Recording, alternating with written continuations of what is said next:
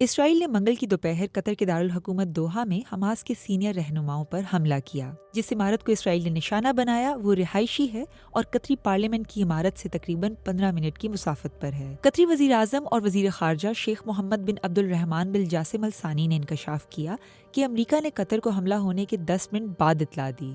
انہوں نے اسے ریاستی دہشت گردی کہا اور یہ کہ قطر اس حملے کا جواب دینے کا حق رکھتا ہے۔ امریکی صدر ٹرمپ کے مطابق انہوں نے اسپیشل انوائے اسٹیو وٹکاف کو ہدایت دی تھی کہ وہ قطر کو اسرائیلی حملے کے بارے میں اطلاع دیں، لیکن بدقسمتی سے اس وارننگ میں تاخیر ہو گئی۔ امریکی صدر ڈونلڈ ٹرمپ نے یہ بھی کہا کہ دوحہ میں حملے کا فیصلہ ان کا نہیں بلکہ اسرائیلی وزیر اعظم نیتن یاہو کا تھا اور وہ اس بارے میں خوش نہیں۔ قطر کے امیر شیخ تمیم بن حمد الثانی کا امریکی صدر ٹرمپ سے ٹیلی فونک رابطہ ہوا، جس میں ٹرمپ نے قطر کی خود مختاری پر حملے کی شدید مذمت کی۔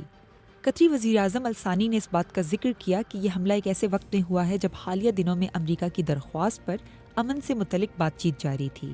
انہوں نے کہا کہ اسرائیل کے تازہ ترین حملے کے بعد امن معاہدے کا کوئی سنجیدہ امکان نظر نہیں آتا۔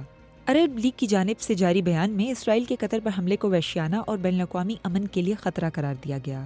پاکستان، ترکی، برطانیہ، فرانس، جرمنی، کینیڈا سمیت کئی ممالک نے دوحہ میں اسرائیلی حملے کی مذمت کی ہے۔